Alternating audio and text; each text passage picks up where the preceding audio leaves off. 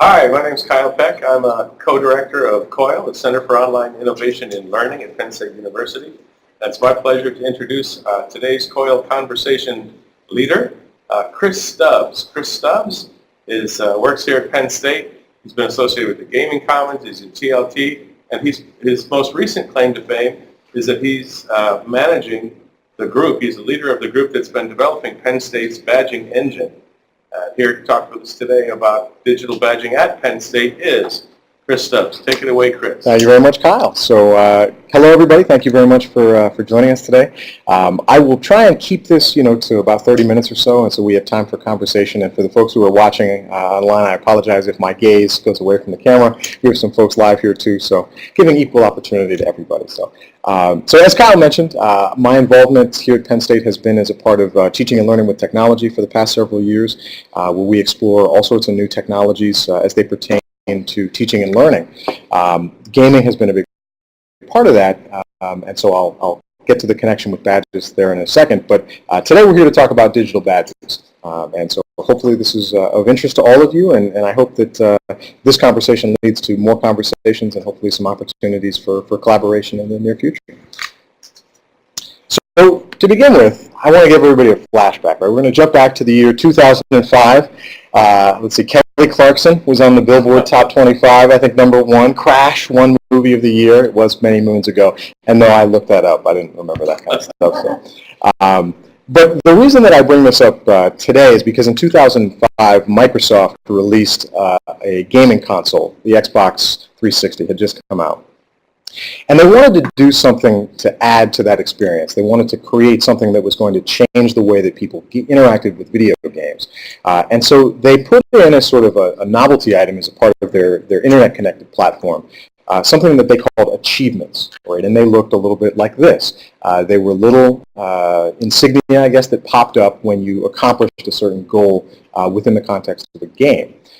These achievements were worth different point values. They didn't really get you anything necessarily, but they were meant to recognize accomplishments. And the community manager for Xbox said that they wanted to put this in to sort of reward the community for the participation that they were putting into these games. It was sort of, again, like a novelty item. Nobody really thought too much about it, except it exploded and became a hugely popular phenomenon in the gaming community. It rapidly spread to a lot of other contexts, and so here, you can see now there are achievements in iPhone games, in Steam games, in World of Warcraft games. Pretty much every gaming platform now has their version of what they call achievements. So these little trophies that are meant to indicate some kinds of accomplishments. In the case of games, these achievements were, they're sort of no real significant value other than to necessarily the community of people around them. But they were meant to motivate players. They were meant to give them sort of clear objectives and goals. They were meant to provide feedback. And they ended up taking on a role as sort of a community standard. So something that people could sort of show up as badges of pride, and maybe that word tipped you off to where I'm going with this, among that community. Again, nothing outside of games necessarily, but they took on a real popularity within games. But of course, they were within games, right? And so no one really paid too much attention to them outside, with the exception of the business community.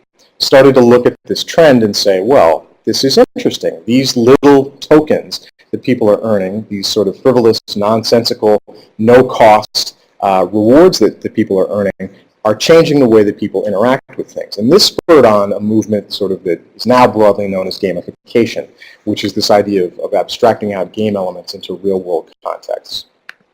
So we fast forward a couple of years to 2011. I didn't look up who was popular on Billboard for that, so you'll have to, it seems too long ago even in probably Survivor. I would guess. But so now we have this idea of gamification has been sort of percolating in the business community for a couple of years. It started to make its way into education in different ways. But Mozilla, the folks who have been the kind providers of the web browser Firefox, picked up on this idea of these achievements, and they decided to sort of take it to the next level. Mozilla had a specific problem in that they often hire people to do work on their projects from the sort of the open source community. So it's not necessarily about the degree that you have It's not necessarily about the references that you may be provided. It's about the work that you have been able to demonstrate that you have done. And they found that conventional ways of measuring that didn't really do a good job of articulating that for people. So if someone handed them a resume, they felt like it didn't necessarily capture the kind of experience that they had in the open source community, for example. So they decided to come up with a whole new structure that would work for them to be able to vet employees. And for them, that idea was badges that has now merged into open badges. It's a very similar idea to the concept of achievements that I just talked about a second ago. It's a very similar idea to military patches or Boy Scout and Girl Scout insignia as well. These badges are meant to be digital representations of some kind of skill, ability, or competency that one might have. Because of the stigma, I think, around the word badge, I think folks like Kyle have taken to referring to them as micro-credentials. It's the same idea. So if you try and pose this to someone and they say, badges, that sounds juvenile and childish, refer to it as a micro-credential and you will get instant credibility because it sounds fancy and it's multisyllabic and it's all that kind of good stuff. But the important thing, with credit to Kyle Bowen for this image, that differentiates badges from any of its forefathers is this idea of evidence that's being highlighted here on screen. The badge sort of contains information about who earned it, about what the criteria was that the person had to achieve in order to have earned that badge, who gave it to them, when they gave it to them. So all that stuff is sort of, they call it baked in to the badge, which makes it a little bit more interesting for people who are looking at kind of the history of a badge. But again, this real important part is this evidence, because that shows exactly what it is that you had to do to earn a badge. And this becomes important when we start to think about the kinds of skills that badges can measure and the reasons that badges can be a very popular and useful component in education, in business, in other areas. So in this slide, for example, a lot of people put things like public speaking on their resume, or teamwork, or I'm a great communicator, something like that. If you put something like that on a resume, it's a fairly nebulous concept, and there isn't always an easy way to say, well, okay, you are a public speaker. I don't know really what that means. Even if you list a group of presentations that maybe you've given at conferences, it doesn't necessarily indicate the quality that you're actually going for. What makes a badge different and what makes a badge unique, and the reason that I think it can augment existing structures like transcripts or e-portfolios is because of the idea that the evidence is embedded right in the badge itself. So if I tell you that I'm a public speaker, well, now I can show you that I'm a public speaker because maybe there is a rubric that was submitted by a former instructor that says, well, here's the reasons I think Chris is a good public speaker. Maybe there's an actual video of me giving a speech that now I can share, or conference proceedings that I can show you to really prove the point. And that's really the difference about what makes badges special, is the idea that there is this evidence, this validated proof behind them that shows that you know what you say you know. So from here I want to move in a slightly different direction, right? Because this is all well and good, but all of you are here probably because you have some interest or because you have some questions, or maybe it's because you were completely skeptical of this childish thing we call badges, or the more sophisticated micro-credential. And so there are a couple of reasons why I think it's worth paying attention to this topic, and then we can sort of switch over to the discussion portion of today. And I've laid it out in 3 exciting chapters. So I had this presentation in Keynote originally. We converted it over to put it on Connect, and I had this beautiful sort of completely illegible cursive font to make this look very sophisticated.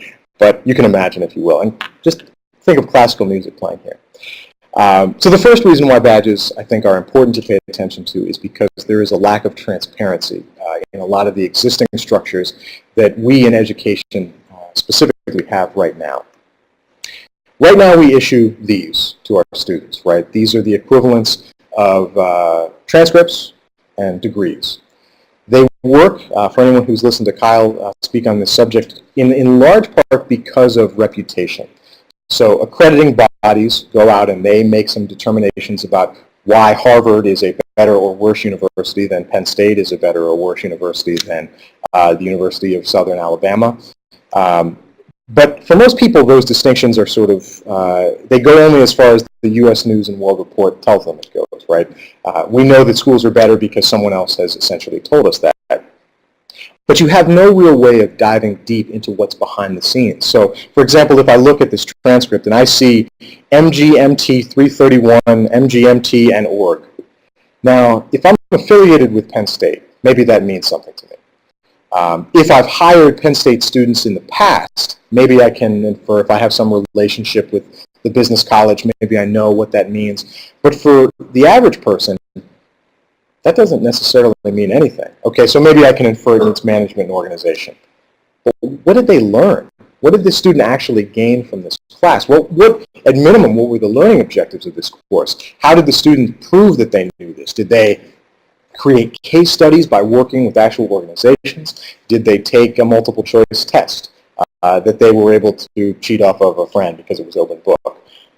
We don't really know kind of what's going on behind the scenes. And similarly with the degree, we accept its value because someone else essentially told us it was valuable. So that's all well and good. We have a great history of tradition, right? I'm not suggesting we blow up the entire academic structure, but the world is changing slightly because though our transcripts and our degrees are not necessarily transparent, now we have things like MOOCs that are issuing sort of certificates of their own, and these are transparent. Anyone can go in without any knowledge of this course and look at all of the materials. They can look at all of the assignments that were done for this course. They can see the ways that students are communicating with each other. And I don't bring this example up to single out MOOCs as the full game changer. To me, they're just an example of a much larger trend of knowledge becoming much more open and available to people outside of closed walls. And so what that means is all it takes is for someone, being a large employer, to look at a certificate like this or to start looking at someone's YouTube videos of them learning how to play guitar or how to change oil or how to rebuild an engine or how to solve complex problems and say, you know what, that's good enough for me. I don't need you to have a full degree. I now believe that you know what it is that you say you know, and I'm willing to give you a chance.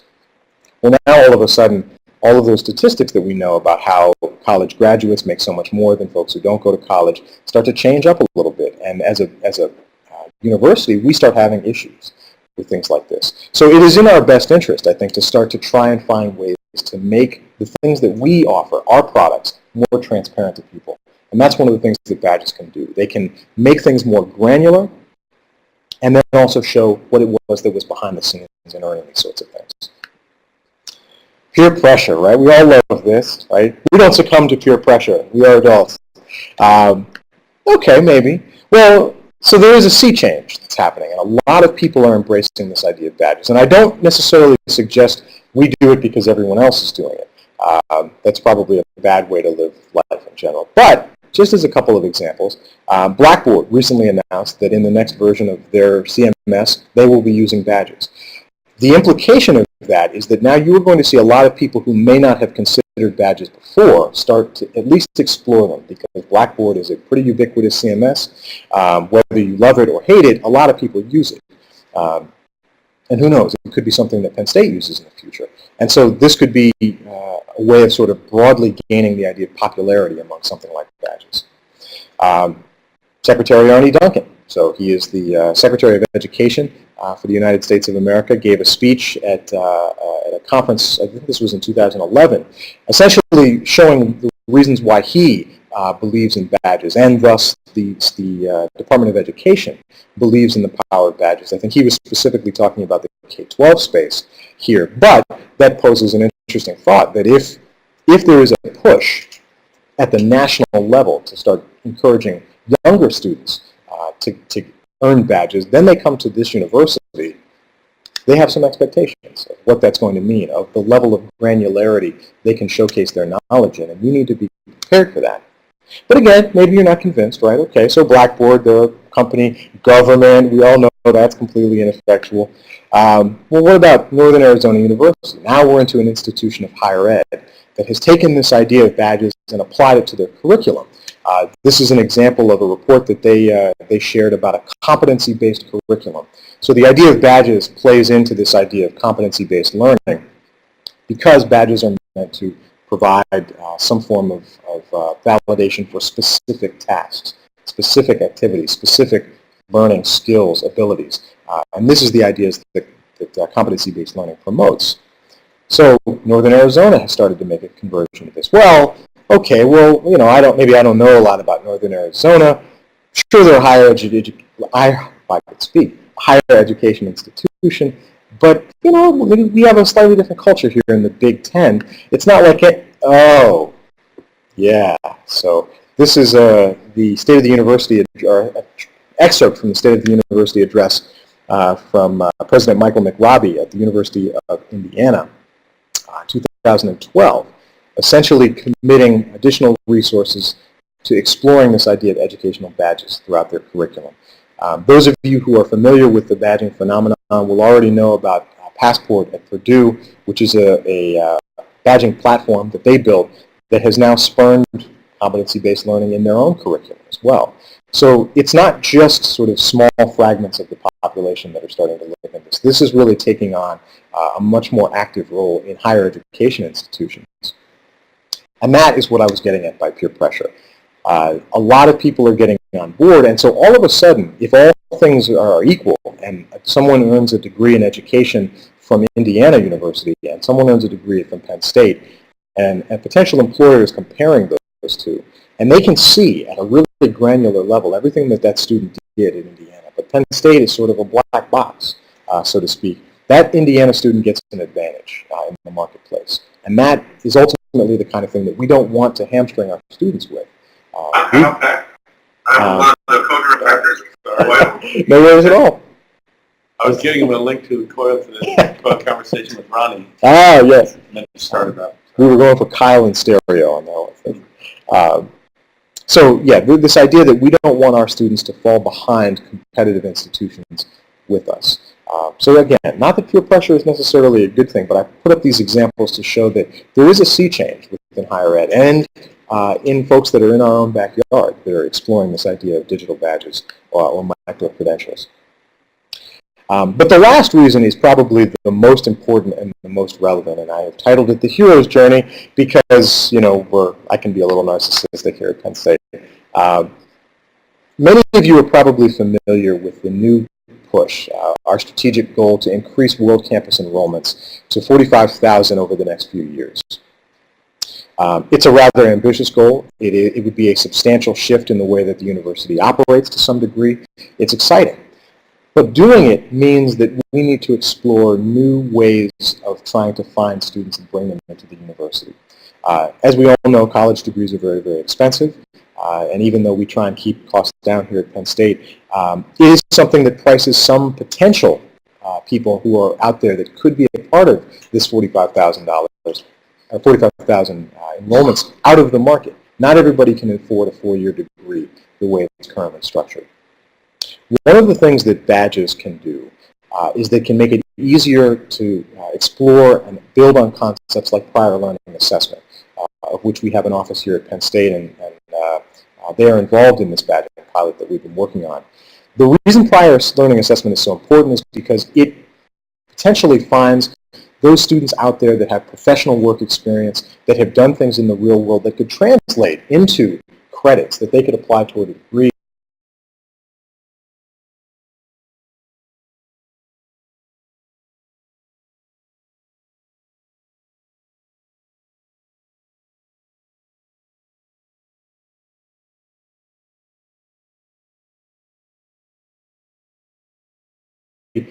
But things that we are not really structured to handle right now.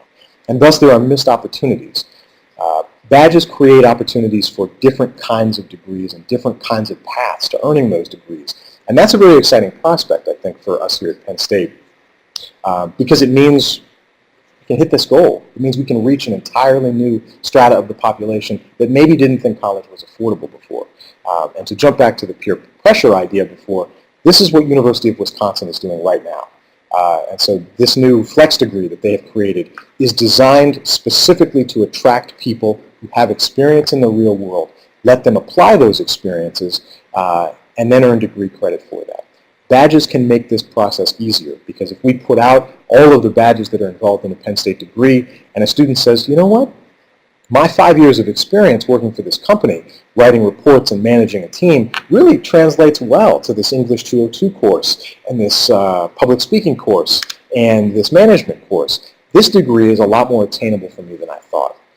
And so this is, I think, a model that can help us not only achieve our goals, but reach entirely new audiences of people as well. So what are we doing about that here at Penn State? In conjunction, and so when I say we, I should say that is TLT in conjunction with COIL has been building a badging platform to help explore this idea of what badges could mean in Penn State's context. It's something I can show a little bit later if you guys are interested, and depending on the questions that come out. But just to give you guys a sense, our goal was to create, beginning last year, a pilot product for this badging system and explore it with a whole host of potential stakeholders. So these are people throughout the university. What is not on this list is faculty, and there are plenty of those who are interested in using badges in different contexts. But we also see folks at the college level, at the organization level, like Career Services or Student Affairs, the Office of Sustainability, programs like the BSB program, who we were connected with actually through a COIL Conversation. So thank you, COIL. It's a shameless plug. University libraries. There are a lot of different groups on campus who are interested in badges, and they're interested in them for a whole host of different reasons. And this is one of the interesting things about badges as well, is that a lot of people will ask, okay, well, what's the best way to make a badge? Or how should I make a badge? Or what kind of content should I put in it? What's the evidence I should show? A lot of it depends on how you want to use badges. And this is a relatively new field. There's not necessarily a right way to create badges, but it behooves us to follow good instructional design principles when we do that, right? And this is an opportunity that I know Kyle has been pursuing to get more people familiar with the idea that just because badges are a new technology and a new format and they have roots in gaming or the military or the Scouts or whoever you want to say that their precursor was, doesn't mean that it changes what it is. Badges are about identifying a clear objective, clear criteria for achieving that objective, and then providing evidence to showcase who that was. So you can use that for any number of things. You can use it to promote your program. You can use it to make your students more marketable. You can use it to start providing credit for things that we don't provide credit for currently. And by that I don't mean credit in the 3 credit hour sense. I mean feedback, a reward, some acknowledgement in the form of credit. One example that comes up a lot when we talk with folks about this is Thon. Right? So for those of you who are familiar with Penn State, we all know what Thon is, and we understand what it means for the team leads of Thon to be involved in an event of such scope and magnitude and huge social impact. If you are on the West Coast and don't travel east very much, maybe you've heard news stories about Thon. Maybe you've never heard of it before. And so when you see a student put something like that on their resume, if they're really good at describing it, all of a sudden maybe you have an eye-opening experience, but often things like that get lost, only to those who are able to describe it best. As a university, something like badges can help us facilitate that kind of experience for our students and help improve the ability of them to share the kinds of things that they're all doing already. We just don't have a really good way of measuring and capturing currently. Badges can help with that. Referring back to the gaming sort of intro that I gave to this, badges can help with motivation. We can give badges for things that we don't provide grades for, but we'd like students to do. So try these practice tests. Show that you go went above and beyond. Okay, maybe I can't give you a grade for that, but I can acknowledge that you did some work for it. So there are a whole host of reasons why people are exploring the use of badges, and there really aren't any right or wrong ones at this point. I think it all depends on the way that you want to situate badges within your program, your course, your discipline, your major, your academic home, your co-curricular activity. It's kind of whatever people want to make of it. But this is kind of new turf, I think, for a lot of people. And because there aren't necessarily any answers for how best to create badges, there are a lot of questions, right? And so the one that comes up most obvious is, well, how do badges fit into this ecosystem of grades and certificates and these other kinds of things that we're used to providing as a university? And the answer is that there is no answer currently. I think if you have a chance, please watch the presentation that Kyle has given on the sort of alternative university structure that we could have. But I think in the near future, we don't necessarily know how all these things fit together, and that's part of why we're working with so many groups to try and figure out what this looks like, how badges fit into this ecosystem. I think we hope they represent more modular pieces that allow students to create educational opportunities in very sort of piecemeal or choose-your-own-adventure kind of ways, but we don't know. That's kind of yet to be determined. You know, some of the questions I alluded to before, what's the ideal size? Where should I issue these? Who should be issuing badges? Who's going to review all the evidence? These are things that really change on a badge-by-badge basis. But one of the things that we're always looking to explore, and hopefully that can be a part of our conversation today and moving forward. You know, one of the ones that comes up all the time as well is about connections with Angel. And before everybody asks, I will say we are looking at the idea of connecting badges to Angel, but that is not something that's happened yet. I think our first step is probably going to be to tie it to the WordPress install. We use WordPress for ePortfolios here at Penn State, and there are some obvious connections between badges and the ePortfolio initiative, and so I think that's where we're going to try and go first. But long term, I think our hope is to integrate it into the ways that we work currently. So with that, you know, I've taken about half the time sort of talking, and I figured it would be best to open this up. Now, this is a COIL conversation, so I'm happy to talk, to facilitate, to listen to what all of you have to say about digital badges. But I think one of the things I do want to stress is that now is the time, if you're interested, to please get in touch with us, get involved. We have a digital badges at Penn State Yammer community that you can just go to browse what people are saying about badges. We try and post a lot of things about media attention or other universities that are using badges as we find them. Research articles find their way in there occasionally.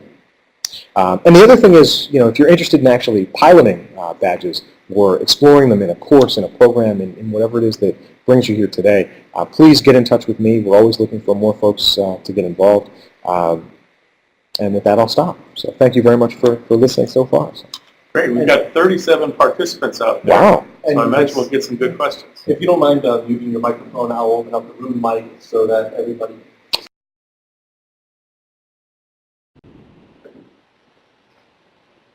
Thank you for really great introduction. I feel I understand this much better now. So that's good. I'm interested in how much do we know about students?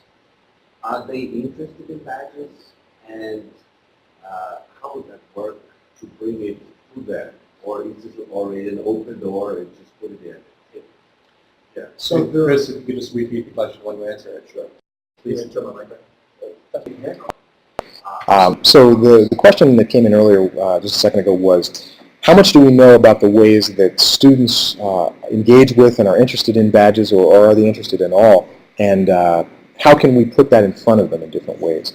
And it's a fantastic question. I think in general, students understand the idea of badges in context. It's not necessarily something that they're familiar with as a broad trend, though they do get it from things like games, things like Foursquare, where badges have been introduced in different capacities. So they understand this idea of the reward structure. What they don't know, and we don't know either, is how it fits into their classes necessarily.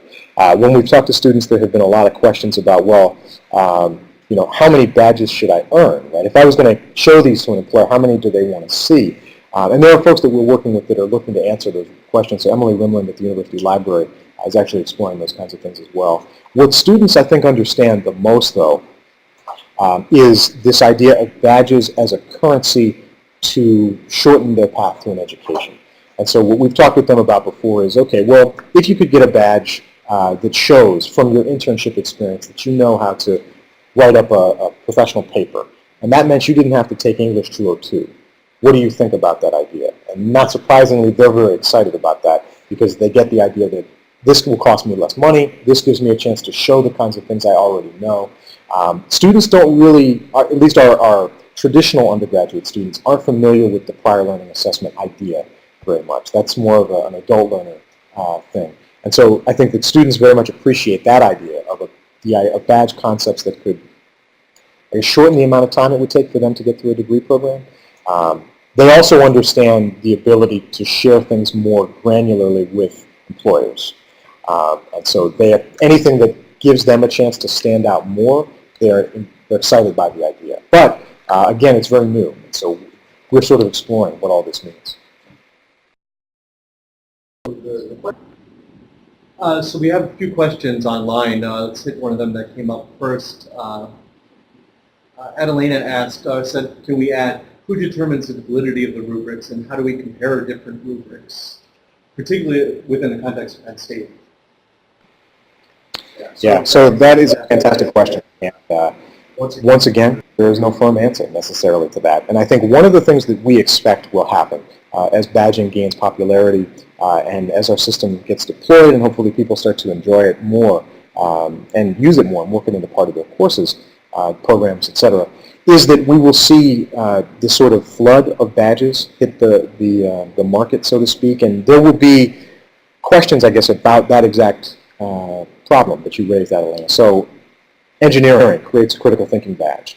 The College of Liberal Arts creates a critical thinking badge, and the biology program creates a critical thinking badge. Well, which one is the best critical thinking badge? Part of the answer to that might be in context, and so if you are an engineer, maybe this badge is very specific to the kinds of things that you do.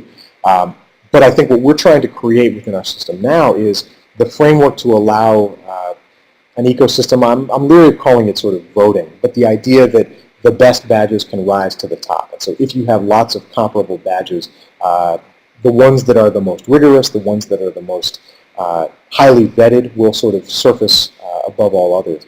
But one of the things about badges is that anybody can create them. Ken Lang, who is at Training Services, has actually proposed to the broader badging community this idea of digital certificate or digital signatures on badges to help further validate them and to help show that this is authentic and this was issued by Penn State president as opposed to me issuing that. And that's one of the things that can happen now is this idea of badge spoofing. But in a lot of ways that's no different than having someone else write your resume for you and claim their own accomplishments. If you're not willing to validate what's behind the scenes, it's very easy to sort of game the system in a lot of ways. But it is something that we're looking to explore for sure. So great question. Just to jump on that before you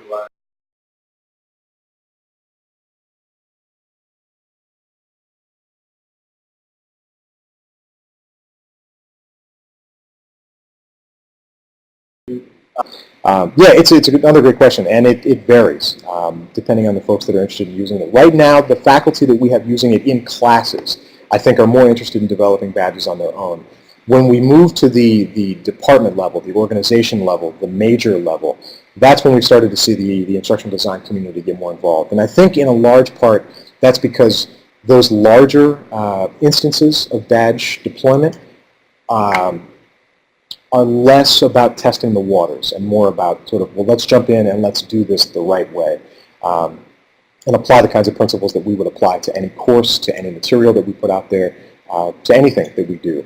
And so I don't want to discourage you from just sort of, if you are a faculty member who's listening out there, I don't want to discourage you from creating badges and say, oh, you shouldn't do this on your own. But I do think it's important to try and build badges with good instructional design principles in mind whenever possible, because that only strengthens the validity of the badge, the phenomenon in general, and the value it will have once someone earns it. So we have a question here in the room. Hi, I'm Rosemary Piccioni, and I have some experience actually doing this in the nonprofit world, and I wanted to say a couple things and then offer something and then tell you something too. One is, I think that it's so important when you show the anatomy. This is substantive. It is constructivist teaching and learning at its best. So I think there needs to be a philosophical shift as well, because you can't give a badge for theoretical knowledge only, I really believe. I think you have to be able to know how a car engine works and then tear the car engine apart and be able to put it back together. So I think we as an education society have to be thinking about exactly how we look at that anatomy and be very critical with it. Or else it will just do what you just showed before. It turns into a transcript or a resume that's just kind of topical. So how do you intend to help sway that philosophical understanding and what's going to make a badge really a badge rather than a class light that might be more on that theoretical side? And the second thing I just wanted to share with you all, if you didn't know about a company called Lunchball, they're a company and they work with a lot of the Fortune 500 companies integrating this kind of motivation into No. It's called Punch Ball. Yeah, so was everybody able to hear the comments earlier? Should I repeat? Okay.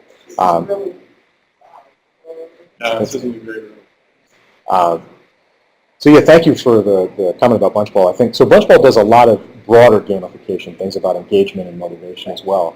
But yeah, it is a great company. For anyone who has not checked it out before, I encourage you to do so. So to the question about how do you intend to encourage sort of a groundswell shift in the way that we view education, I think part of our goal is to work with people to instigate change. And so we're part of the central IT organization at the university. Well, that's not but so we don't view our role as necessarily being the ones who should tell everyone else how to change teaching and learning. I think our goal is to work with people like are in this room, like the partners that we have now, that are experts in their field, that are experts in content, in subject matter, and to sort of, I guess, make it more grassroots as far as the change goes. I think our hope in doing something like this, and I hope in phrasing it in ways that refer to the goals of the university, is that it gets the attention of the people who could make these sort of top-down decisions. But our philosophy, I think, in a lot of cases is we believe in this technology, and we want to find people who are willing to use it in great ways, and then share their stories. So I think that's kind of the general philosophy of our group overall. But it is a great question, because we'd love to be able to say, all right, every course and every major and every discipline, you will have badges by 2016.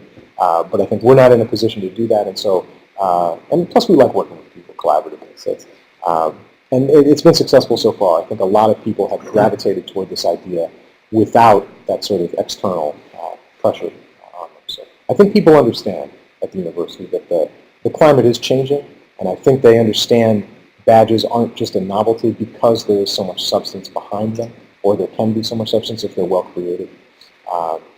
And so I don't know if that fully answers your question, but I think that's... I think it's the message. That's the thing about it, you know. I agree. Chris, we Was everybody able to have 2 requests for demos. Oh, well, let's do it. So we'll ask you to go ahead and call up the system and show people how to get in. But the 2 questions that I'm going to combine here are from Zach and from Amy. Zach's wondering if Penn State's working with or planning to work with other universities to create sort of universal badges that might be issued across multiple universities. And then Amy was asking about whether there are any plans for using badges for employee training or professional development internally. Yeah, so 2 more great questions. I see why you combine them, because there is a lot of overlap there. With regard to working with other universities, the answer to that is not yet, but I think there are efforts in place that I think will facilitate that very easily. So some of you may know of Ann Clements and the work that she is doing. Actually, it's another COIL project to create a sort of closed Big Ten MOOC for music instruction.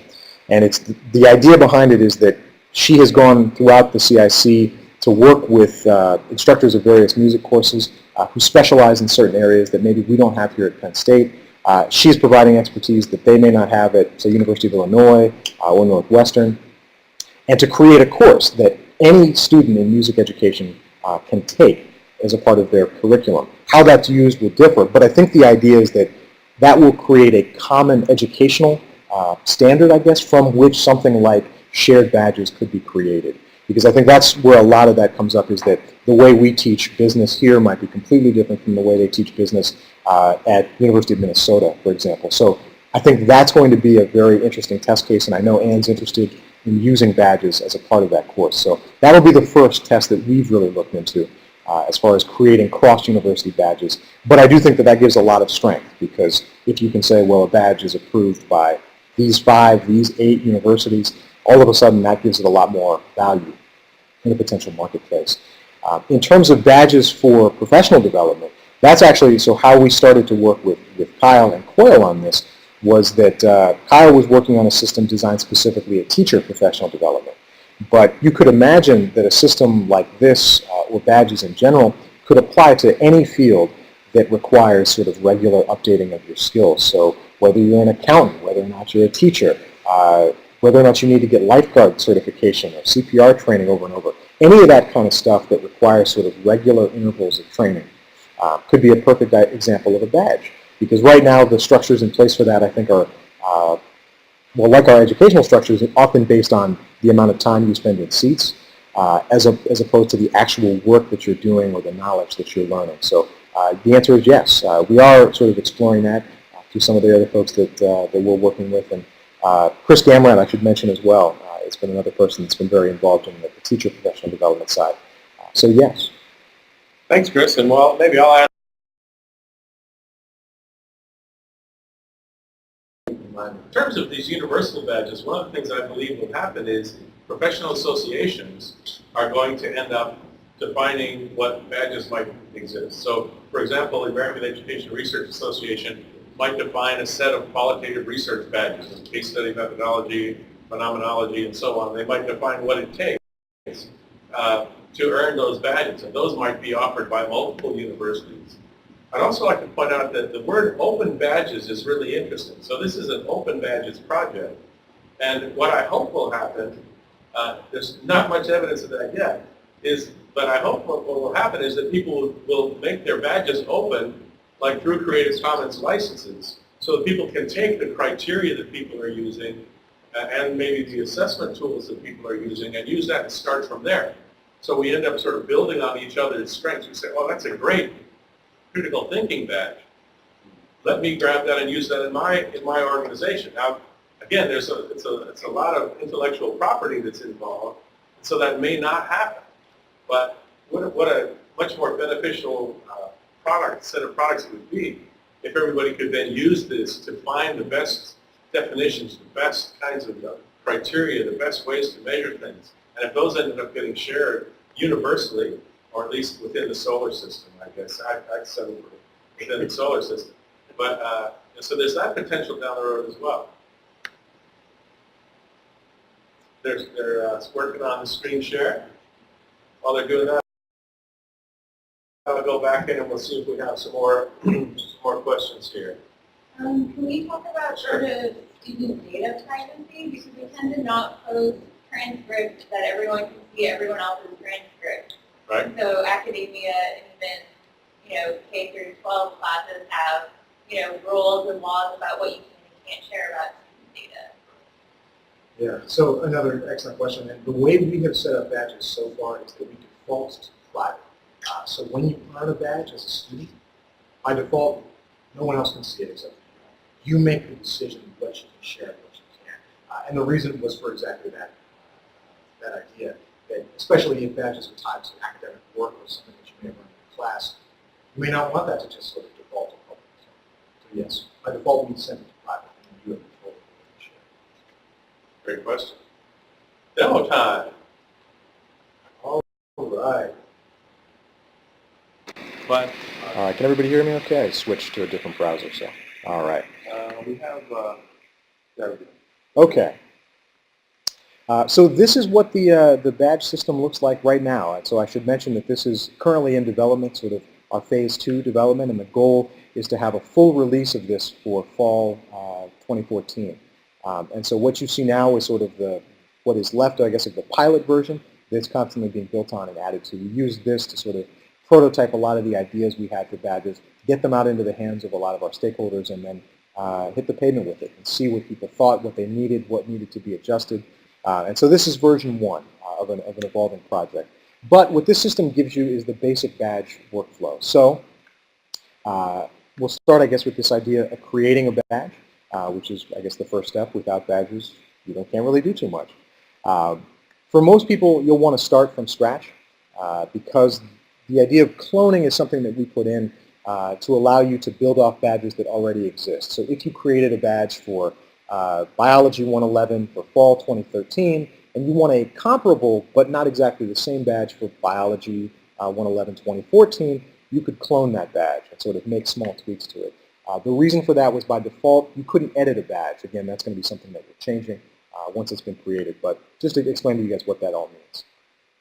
So the criteria for a badge is relatively straightforward, and it is pretty much what you'd expect from the diagram we showed and the discussion we've had previously.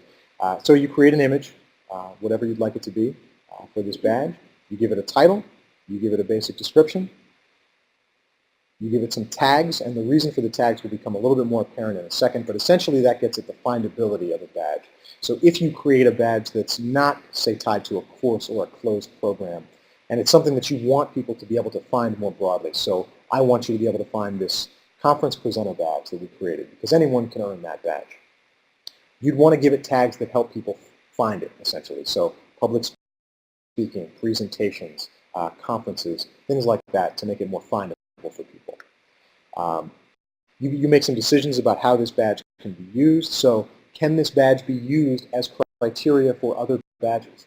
In the jargon speak, we call that the meta badge, but it's simply the idea that we have criteria that are set up for badges, and badges can be those criteria. So if earning one badge can feed into another badge, that's the idea here, that you can make that determination.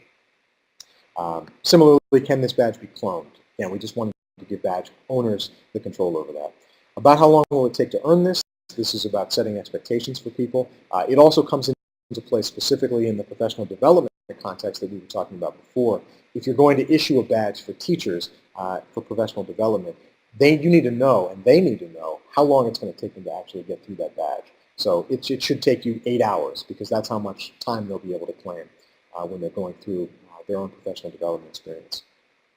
If the badge is set up along a specific timeline, so this is specifically courses, for example, and you want it to sort of disappear at a certain time, so I only want people to be able to work on it till the end of the semester, you can set sort of a default close time for a badge. For some badges, that won't be as popular or needed.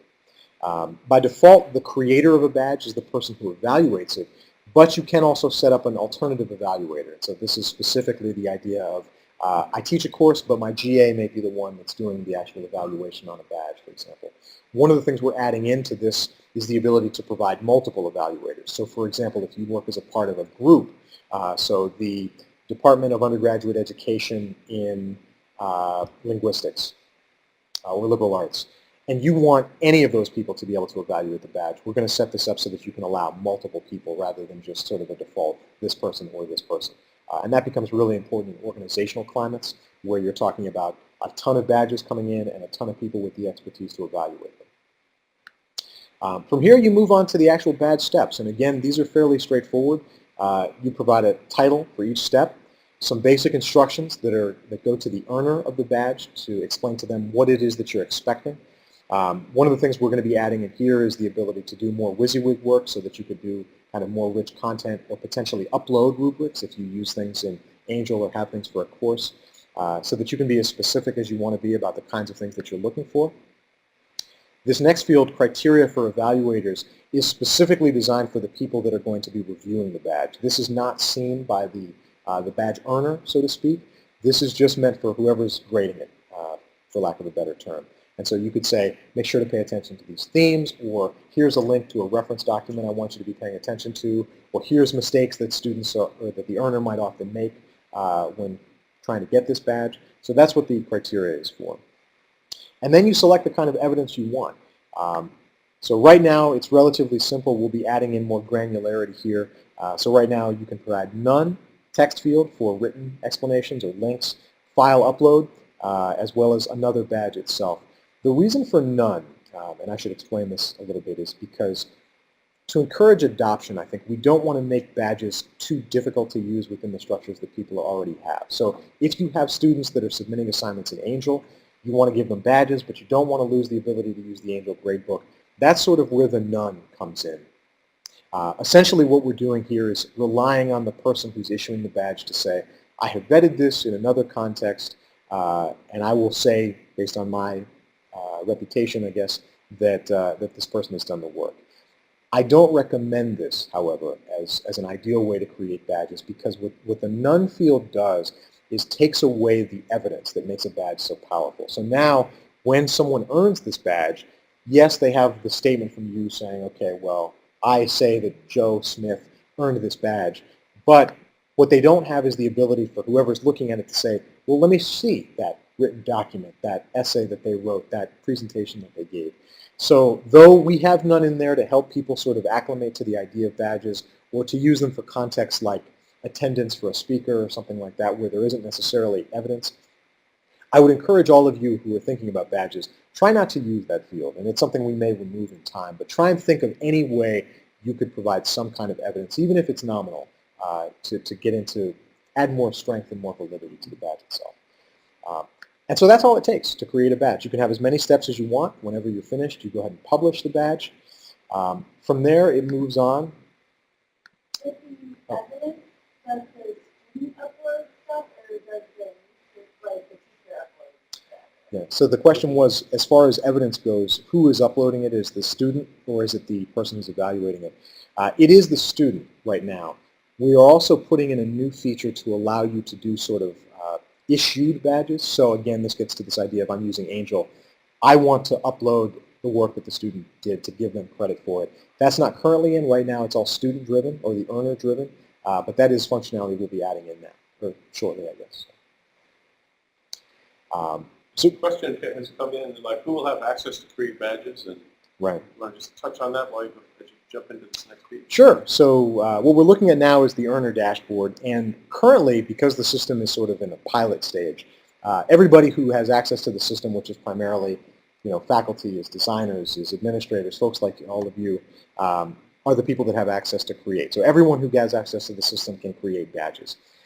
We have discussions about how much, when this system goes sort of fully live in the fall, how much we want to control who has creation access, because a student, for example, who is the leader or president of a club or Greek organization could create very interesting badges about leadership, about communication, about whatever the subject may be. So we don't want to take too much control away from people, but we also want to sort of control the marketplace a little bit so that it isn't just flooded and inundated with badges. My suspicion is that long-term that secession of control will happen because we're not really interested in being in the business of vetting every badge that comes into the system. Maybe that's something that Penn State as an organization can decide to do if they're interested. But I think our view is let's let people create them, and then let's figure out a way to make sure that the best, most rigorous, most useful badges can rise to the top. But great question. So what we're looking at now is kind of the earner dashboard page. So this is what someone who, for example, didn't have the access to create a badge would log in and see. The first thing that they'd see is any badges, any updates on badges that they've earned recently. So these are the last couple of badges I've earned. If you were to provide feedback to someone that says, okay, you didn't quite have it, you need to revise and resubmit, they would also get that information here as well. Then it goes into this sort of catalog of badges, and the display of this is something we'll be changing a little bit. But you can see all of the available badges in the system. You can see badges that are open in your queue, and that's kind of the workbook idea. So the framework that's set up now is there are badges that are in the system. So phonetic transcription, for example. You would look at that badge. You take a look at the description. You take a look at, okay, here's how long it's going to take me. Here are the steps that are involved in it. Here's the evidence that's going to be required. And whenever you're ready, you'd add that badge to your queue. And that essentially indicates that it's something you want to work on. Once the badge is in your queue, so here's an example of one that I have, National Conference Presentation. It actually gives you the opportunity to work on it. So in this case, I'm supposed to submit the abstract of a conference presentation and then the link to the conference proceedings themselves. So because this is in my queue, it's something I can work on. Once you submit something that's in your queue, it moves on to the evaluation stage. So now it tells me that, okay, I've submitted this ETS conference presenter badge. That means someone is looking at it. So whoever is designed to evaluate it is looking at it now. And to jump around a little bit, I'll show you what that evaluator screen looks like. So this is kind of the administration dashboard, a very similar look to the earner dashboard, except it shows badges that you have to evaluate. So this first column essentially is my queue. Here's the things that I need to look at and provide some feedback on. To give you an idea, again, it shows me what this badge is, who's the person that's earning it. It shows me the steps and how many of them are evaluated. And then I can look and see, okay, this person was supposed to provide a link here. I can approve it or not. I can provide comments and feedback. This is a link to the certificate of completion, essentially saying that you've completed this course. Again, I can approve it or not and provide feedback to the learner or the badge earner. I always make that mistake.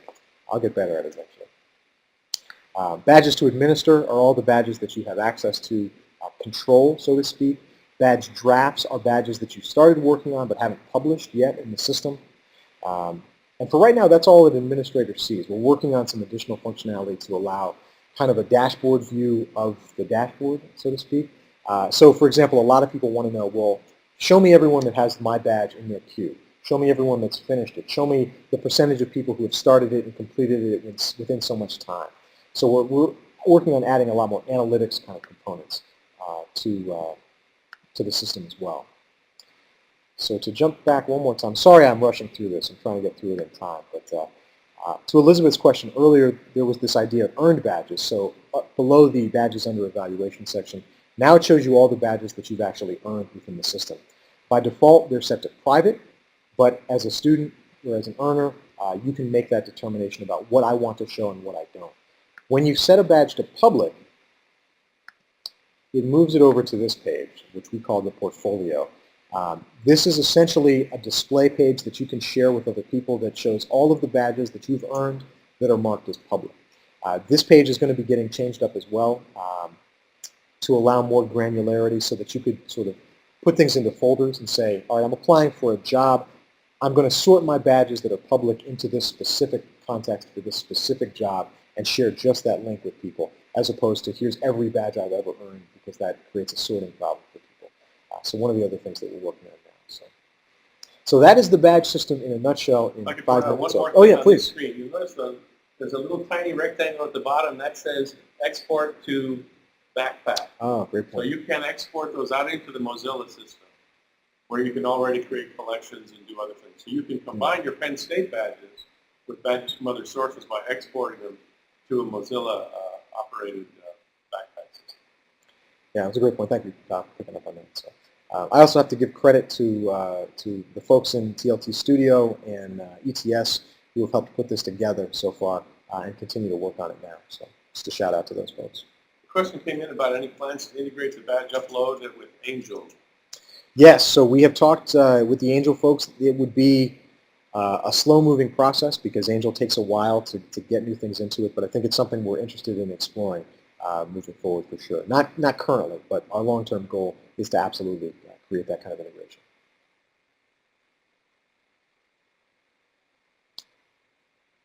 So any other questions or thoughts? I feel like I talk too much for a conversation, so I apologize for that. What I will say, though, is for anyone that's interested, again, the Yammer group, and I will share these slides out so that you can all have access to them. But Badges at Penn State, Yammer group is a great place to hear more.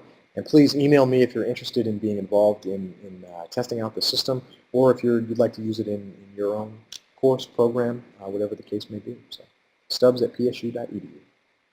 And I'd also like to point out that there will be a badging workshop, a hands-on opportunity to come in and think with people about designing badges and actually get your hands on the system and build with people who are expert with the system, walking around, working over your shoulder, helping you do that. Monday, April the 14th. The first, that's not the only opportunity. I know not everybody will be able to make it then, but if you can, Monday, April 14th, I don't have the location in my head right now, but we'll be sending 329 building. 115A 329 building, which is, for those of you who don't know, out by WPSU. Those of you who are here, you know where that is. So that's a great opportunity. It sounds like there are a lot of people eager to get started. And can we drop a URL in here for people who want to experiment with it? Sure, Are absolutely. you ready to give anybody watching access? Hey, why not? Okay. And one of the things I will mention to all of you is that, so we are adding Penn State authentication into this right now. You just sort of create accounts freestanding. So for those of you who will create accounts in the next couple of minutes or so, I would recommend please use your Penn State email. That'll make it much easier for us to preserve your work when we switch over to Penn State authentication. So if not, you'll be getting an email from me, and I'll just ask you to make sure. So no worries, we'll figure it out. But please use the system. If you have feedback, thoughts, questions, comments, new ideas, please share them with us, because this is an evolving product and we're looking to create the most useful tool we can for everyone to make badges a reality here at Penn State. So here's the link to our Penn State badging system in the chat box. Right?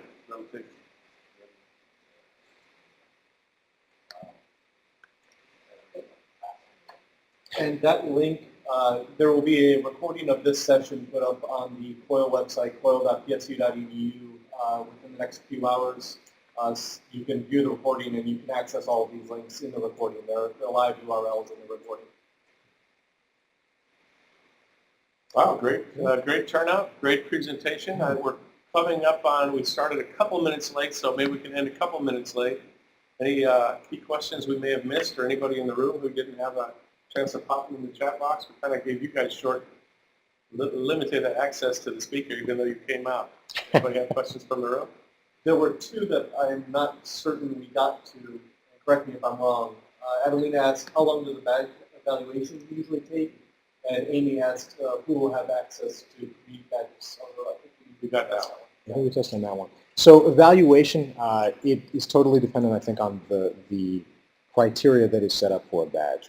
There's nothing that says you couldn't create a badge that essentially encapsulates the entire experience of someone getting their doctorate degree, though that seems a bit excessive, perhaps. Or you could have a badge that's essentially just okay, give me a 2-sentence reflection on something. You did it. It meets the criteria. We're done. So it is very much dependent on how long a badge takes, or the time it takes to evaluate a badge is very much dependent on the way the badge is structured itself. And so the standards that go along with that will likely emerge as we see more and more people doing it. But no, great question.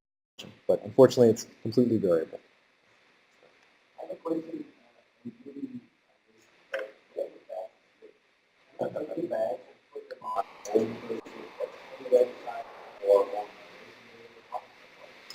Yeah, so the question was, where do badges live, and can you take them with you and post them wherever you want? And it's a fantastic question. I should have talked to you earlier, but I didn't. So when Mozilla created badges, what they were doing was creating a standard by which all other badges should be created. One of the other things they did was created a central place where you can sort of store your badges if you want to. So what that means is, and this is what Kyle was alluding to a second ago. Oh, no problem. Oh, my apologies. 2 browsers and 2 mics, but I imagine you guys don't want to hear that, so my apologies. Thank you, Doug. So what Mozilla also created was a place where you could store badges, and the reason for that was they wanted folks to be earning badges from Purdue and Penn State and Michigan State and wherever else, and they wanted a central place where they could hold those badges. As long as you're here at the university, you can store your badges here, we can store your information. But if you ever were to get a new job or move on or just wanted a place to back them up, you can send them to Mozilla, and that was the feature that Kyle was pointing out just a moment ago. The advantage there is it does a lot like we allowed people to do with e-portfolios, which is essentially pack everything up and take it with you. Your badges are your own, and you should have the ability to deploy them wherever you want. The links to individual badges are also something, so that's going to be a feature we're adding soon, that lets you, say, post on a resume a direct link or an embed code to any badge you've earned to say, I want this on my Facebook page, my LinkedIn profile, my online resume, and anywhere else that you'd like to put it. So, yeah, your badges are yours. You can do with them whatever you'd like. Sure. It gets a little tricky because the evidence doesn't necessarily pack up with the badge. So like when Penn State does this, and we allow students to like submit videos as evidence and so on, Penn State's kind of making a long-term commitment to host that evidence. So there's a lot of important decisions yet to be made about evidence and the life of evidence. So, well, I think it's probably time to wrap up. Well, thank you all very much.